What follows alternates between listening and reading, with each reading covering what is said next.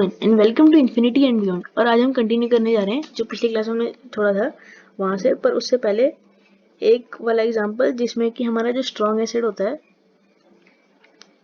जो strong acid क्या हो गया जो स्ट्रॉन्ग एसिड होता है वो अगर हमारा वीक बेस के साथ रिएक्ट करता है तो वो सॉल्ट जो फॉर्म करता है उसमें थोड़ा एसिडिक कैरेक्टर होता है। जो पिछली बार मुझे एग्जाम्पल नहीं याद आया था, तो उसका एक एग्जाम्पल है अमोनियम हाइड्रोक्साइड। इसमें हमारा क्या होता है कि मतलब ये NH4OH या फिर इसे हम अमोनियम हाइड्रोक्साइड बोलते हैं। तो ये अकेला ऐसा बेस होता है जो कि बिना किसी मेटल, इसमें कोई मेटल नहीं होता, मतलब इसमें जो जिनसे भी फॉर्म हुआ है वो सब नॉन मेटल्स हैं। यानी कि अभी तक हमने देखा था NaOH वगैरह।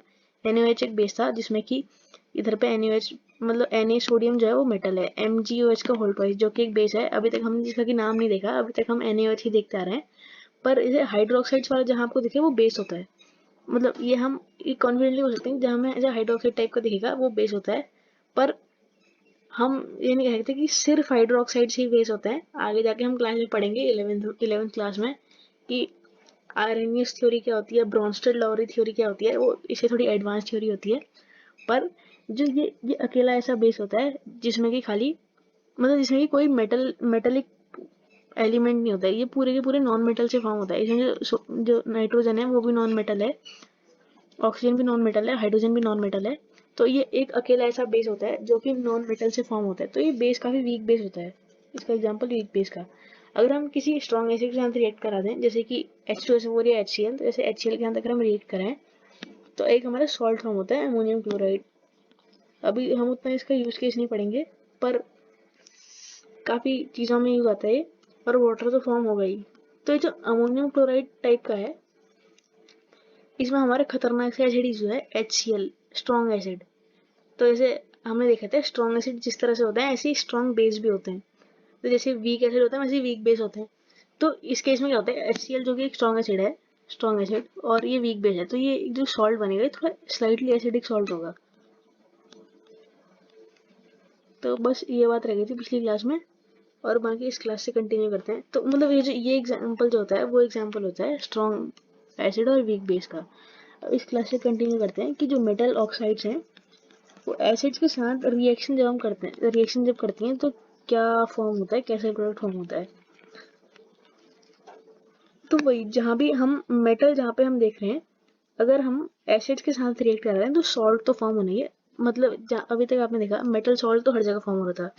जैसे एसिड और बेस रिएक्ट कर रहे हैं तो सॉल्ट यहाँ पे भी फॉर्म हो रहा है। एसिड और मेटल रिएक्ट कर रहे हैं वहां पे सॉल्ट फॉर्म हो रहा है। मतलब जहाँ पे एसिड किसी के साथ रिएक्ट करेगा, मतलब एसिड के साथ नहीं रिएक्ट करना, एसिड को किसी और चीज के साथ हम रिएक्ट कराएंगे तो सॉल्ट फॉर्म होगा। जैसे मेटल है बेस के साथ रिएक्ट करने पर भी सॉल्ट फॉर्म कर रहा है, सॉल्ट तो फॉर्म होना ही है। पर अभी तक हमने क्या देखा, जहाँ पे मतलब मेटल नाम आ गया और एसिड आ गया कहीं पे, तो उधर पे जो होगा वो मेटल सॉल्ट फॉर्म होगा। तो वही बात इसके समझिए, अब प्रोडक्ट चेंज होता है। पर प्रोडक्ट पिछली बार हमारा वाटर और सॉल्ट फॉर्म हुआ था, पर पिछली बार वाला सॉल्ट थोड़ा अलग तरह का था, इस बार वाला सॉल्ट जो होगा थोड़ा अलग तरह का होगा।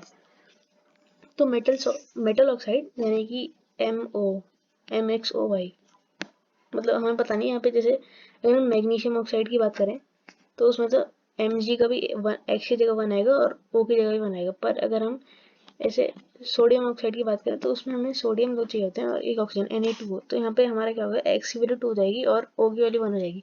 तो MxOY अगर हमारा किसी एसिड के साथ रिएक्ट करता है तो M हम यहाँ पे मेटल के लिए डिनोट कर रहे हैं, तो हमारा सॉल्ट बनेगा। तो सॉल्ट कहाँ से बनेगा, वो इसी एसिड का जो रेडिकल एनायन वाला रेडिकल होगा वो इधर वाले मेटल के साथ चला जाएगा। तो जैसे हमारा एग्जांपल ये है कॉपर ऑक्साइड का, ये ऑक्साइड कौन सी वाली है, ये हमारी Cu1 ऑक्साइड। तो ऐसा क्यों बोला, मतलब आप देखेंगे ऑक्सीडेशन नंबर वगैरह कैसे निकालते हैं। ऑक्सीजन के ऊपर -2 का चार्ज रहता है और कॉपर के यहाँ पे 2 एलिमेंट है, तो जब इक्वली डिस्ट्रीब्यूट करेंगे तो हर उसमें -1 मतलब +1 का चार्ज रहेगा। तो ये हमारी ऑक्साइड है क्यूप्रस ऑक्साइड। मतलब इसमें क्योंकि ऑक्सीडेशन नंबर कम है तो OUS वाला आएगा, और अगर CuO होती तो वो हमारी क्यूप्रिक ऑक्साइड होती। क्यूप्रिक मतलब IC मतलब ज्यादा वाली, और OUS मतलब थोड़ा कम वाली। तो ये हमारी क्यूप्रस ऑक्साइड, क्योंकि उसमें Cu के ऊपर +1 का चार्ज आएगा।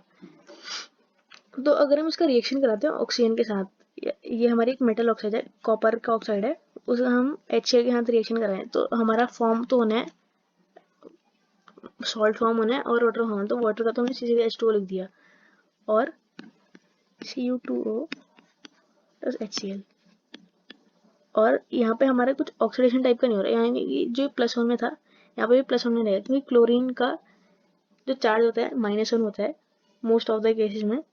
तो जो कॉपर है ये भी सिंगल वो लेगा, क्योंकि कॉपर वो अभी आगे जाके हम पढ़ेंगे, मतलब आगे जाके मतलब 11th-12th में हम ये पढ़ेंगे कि जो कॉपर होता है वो जरूरी नहीं कि प्लस होनी, जैसे सोडियम वगैरह है, सोडियम का जो हम देते हैं Na+ करके, तो कॉपर का हम प्लस भी ले सकते हैं और कॉपर का हम +2 भी ले सकते हैं। तो इस केस में हमारा तो +1 ही है, तो इधर पे ऑक्सीडेशन वगैरह कुछ नहीं हो रहा, तो यहाँ पे हमारा खाली CuCl आ रहा है। पर अगर हमारे ऐसा कुछ होता है कि CuO है, वो हमारे HCl के साथ रिएक्ट कर रहा है, तो इसमें जब हम चेक करेंगे तो यहाँ पे +2 का चार्ज है, तो अगर +2 का चार्ज है तो यहाँ पे +2 का फॉर्म होना चाहिए, तो उसमें CuCl2 फॉर्म होगा और H2O तो फॉर्म ही होना है।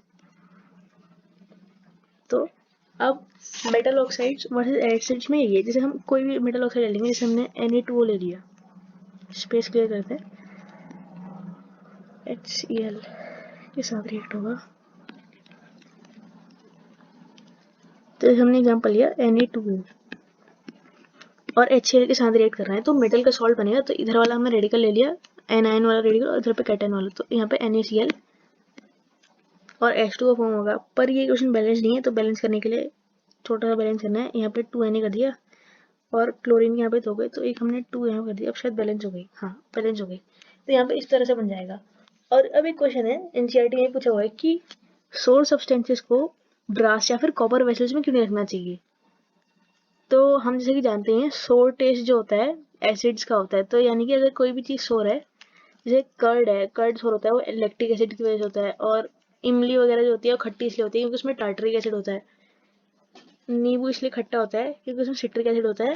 ऑरेंज वगैरह में एस्कॉर्बिक एसिड होता है। तो मतलब एसिड्स जो खट्टे सब्सटेंसेस हैं उनमें हमारे किसी न किसी फॉर्म में एसिड प्रेजेंट है।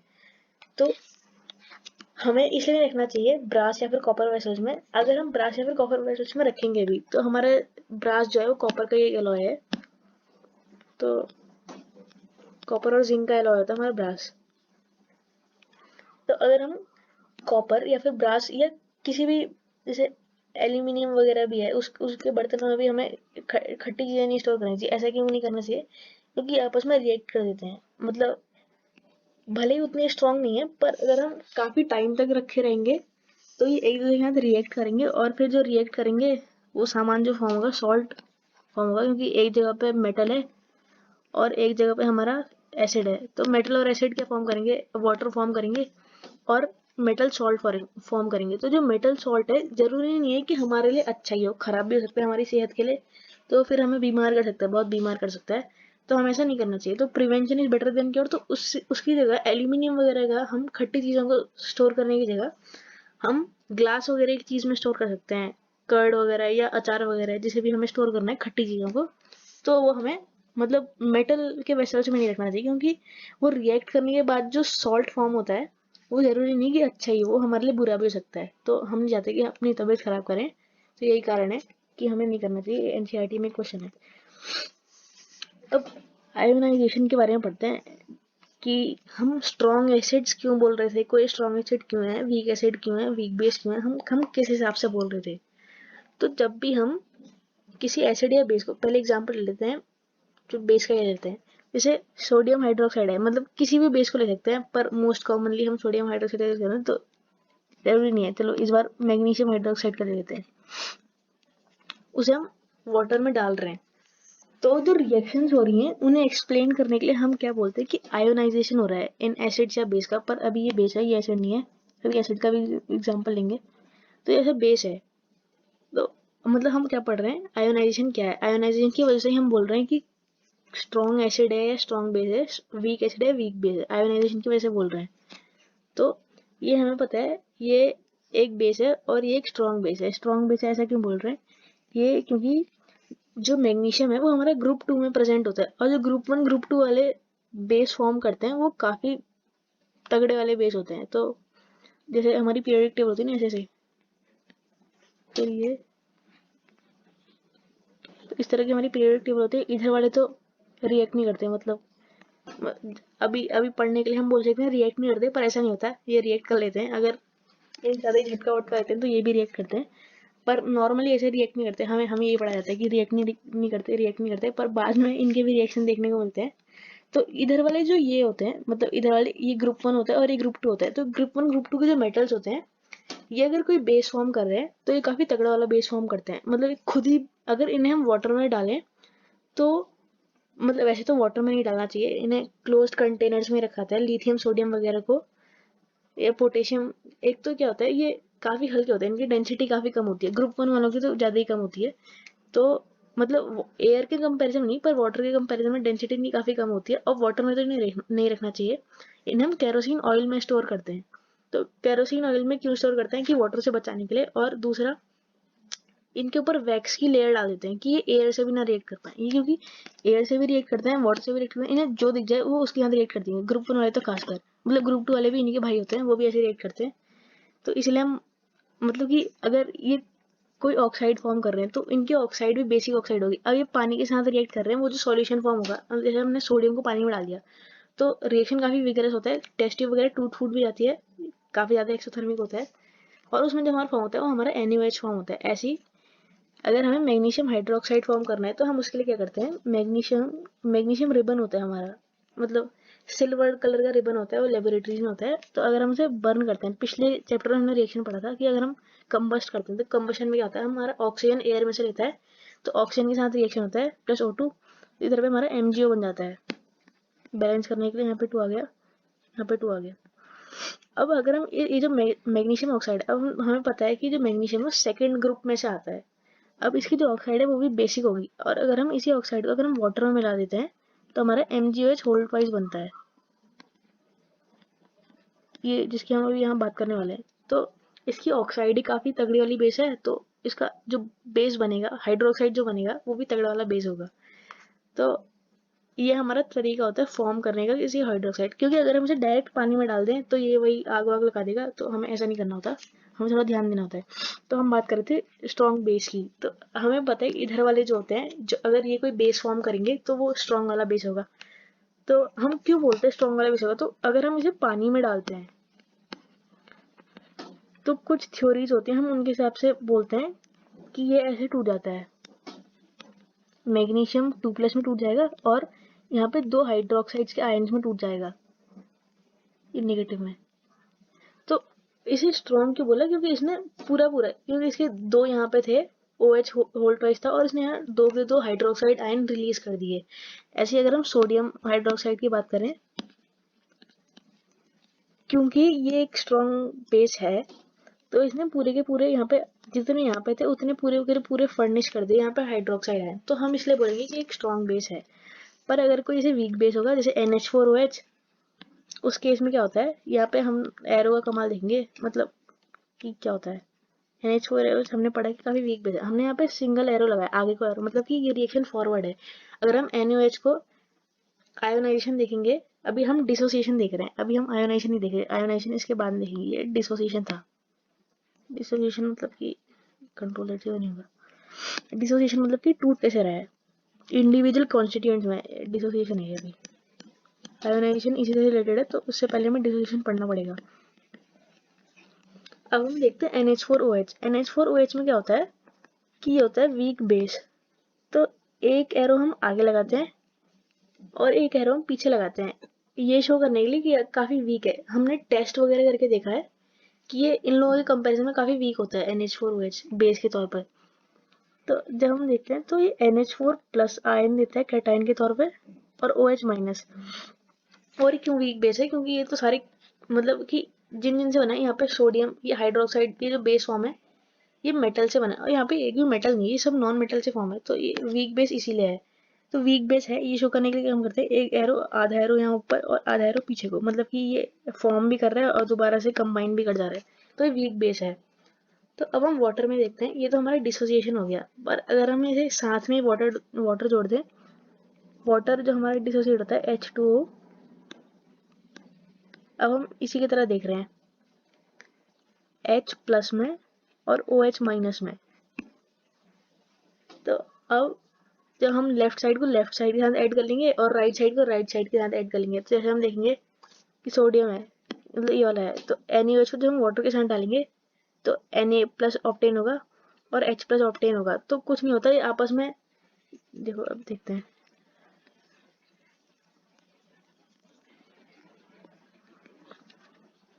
अभी तक हमने देख लिया कि डिसोसिएशन कैसे होता है। कुछ नहीं है, डिसोसिएशन और आयोनाइजेशन में उतना अंतर नहीं है, आयोनाइजेशन बस वाटर की प्रेजेंस में होता है।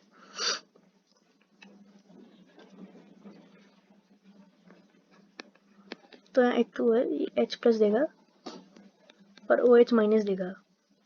तो अब लेफ्ट को लेफ्ट के साथ ऐड कर लेंगे, राइट को राइट के साथ ऐड कर लेंगे, तो NaOH वाटर के साथ रिएक्ट करने में उतना कुछ अंतर नहीं आता, एसिड बस डाइल्यूशन हो जाता है। तो यहाँ पे NaOH ही फॉर्म होगा, मतलब जो डिसोसिएशन होता है, ये जो आयन में टूट रहा है, डिसोसिएट हो रहा है, तो आयन ये होगा वाटर की प्रेजेंस में, ऐसे ही नहीं टूटेंगे आयन्स ये।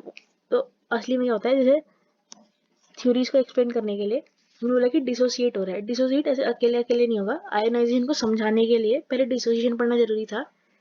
और ये जो डिसोसिएशन होगा भी, तो ये पानी के एब्सेंस में नहीं होगा, पानी की प्रेजेंस में ही होगा। तो मतलब एक तरह से बोल सकते हैं लगभग सेम सेम ही है, पर आयोनाइजेशन, हाँ एक तरह से बोलते हैं सेम सेम है, इसको भी वाटर की प्रेजेंस में ही होना होगा। तो जैसे अब हमने इसे पानी में डाल दिया, तो जो सोडियम प्लस है इसके साथ जो वाटर के जो नेगेटिव वाले आयंस थे ये इसे घेर लेंगे, तो OH माइनस ने इसे जगह जगह से घेर लेंगे अलग अलग।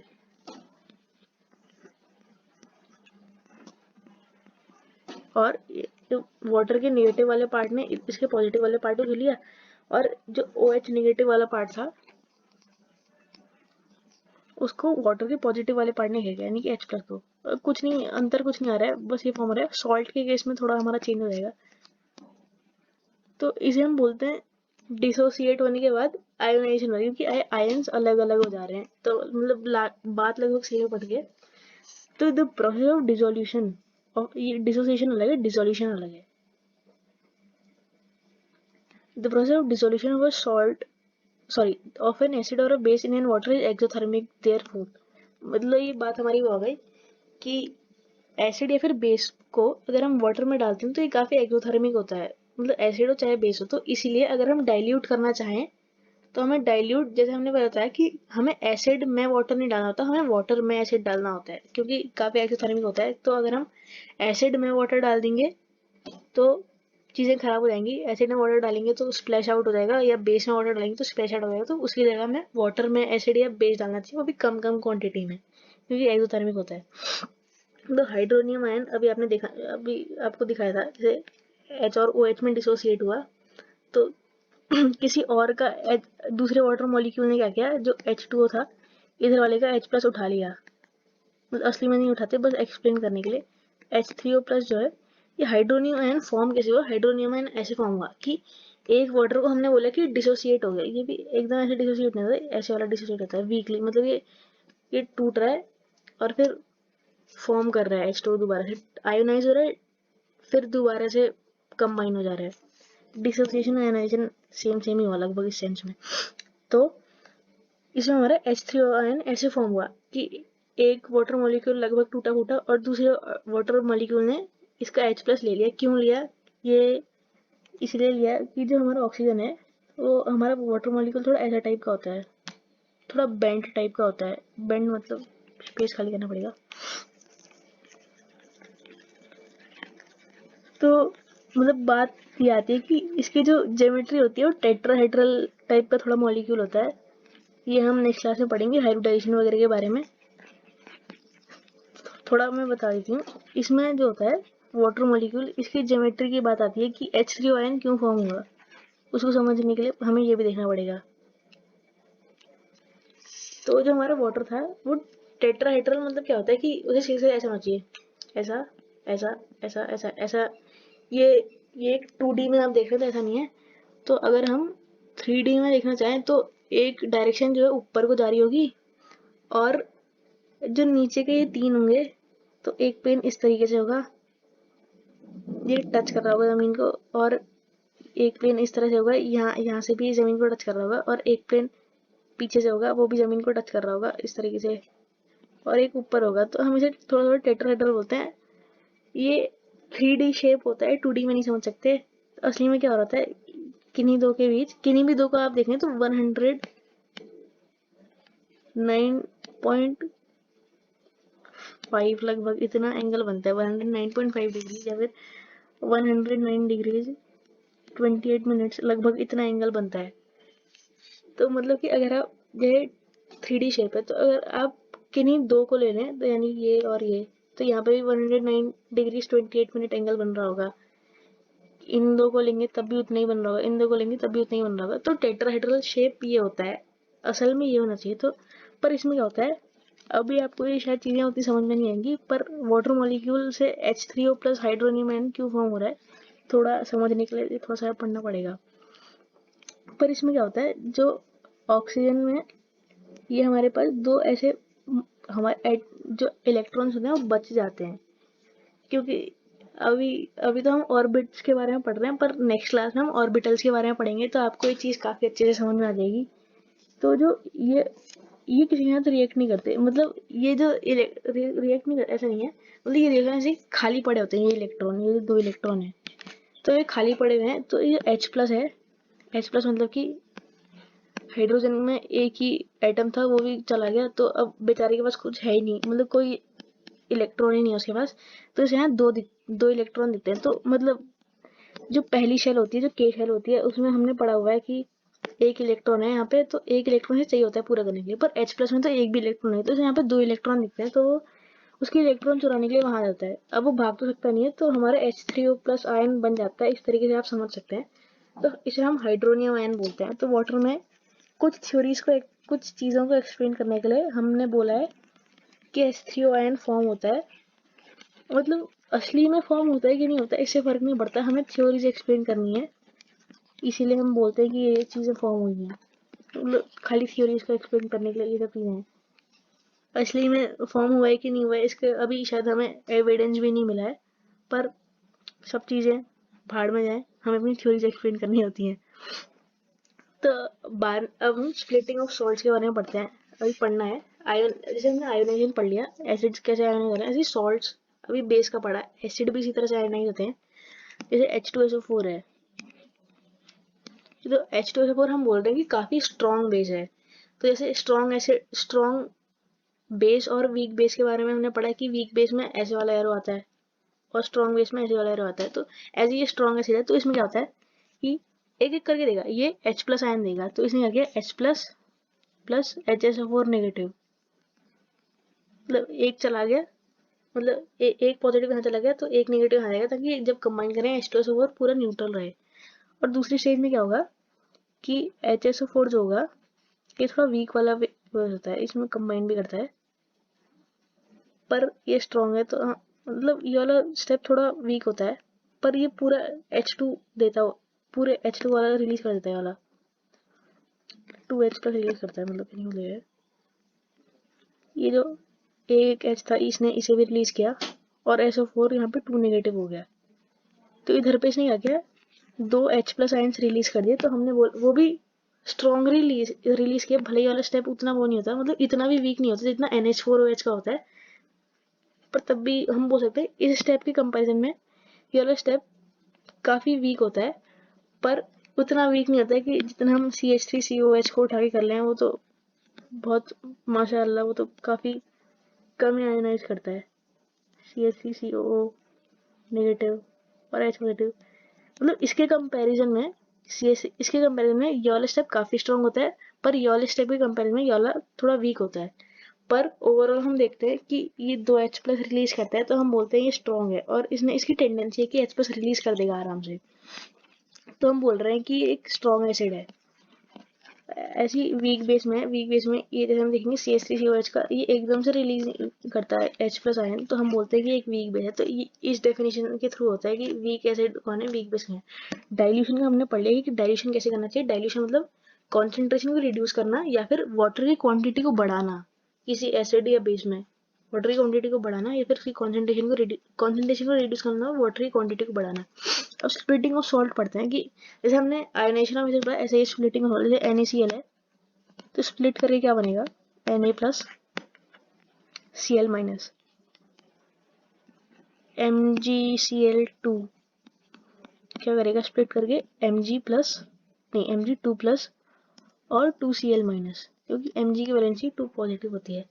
ऐसे ही फॉर एग्जांपल लेते हैं जैसे Na2CO3, ये क्या फॉर्म करेगा, 2Na प्लस CO3 2 नेगेटिव। और एग्जांपल लेते हैं जैसे अभी नाइट्रेट, अभी हमने एक भी नहीं पढ़ा, NaNO3,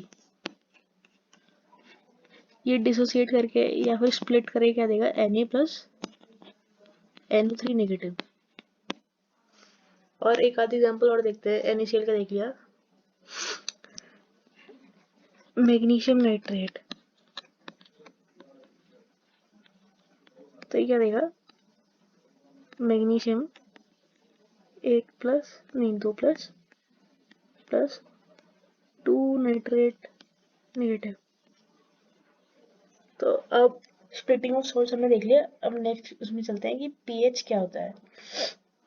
तो पीएच का हमारा क्या काम होता है, एसिड और बेस में डिफरेंशिएट करने के लिए। जैसे हमने लिटमस पेपर का पढ़ा था कि लिटमस पेपर क्या काम करता है, अभी बेसिक पढ़ लेंगे कि फिर नेक्स्ट क्लास से कंटिन्यू करेंगे कि पीएच जो होता है इसका फुल फॉर्म होता है पोटेंशियल, मतलब पी का फुल फॉर्म होता है पोटेंशियल मतलब की पावर या पोटेंशियल, एच मतलब हाइड्रोजन का।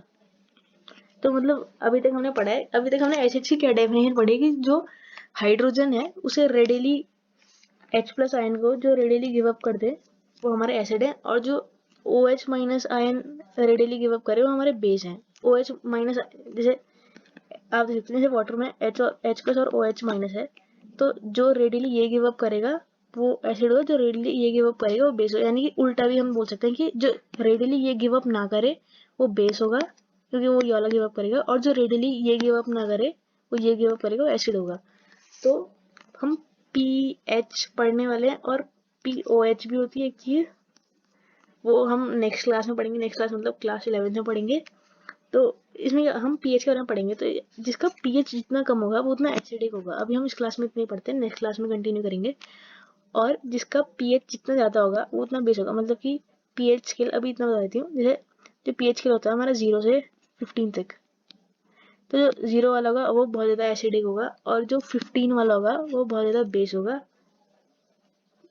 अब नेक्स्ट क्लास में कंटिन्यू करेंगे कि पीएच के स्केल भी कितने तरह के होते हैं। अभी अगली क्लास के लिए इतना ही।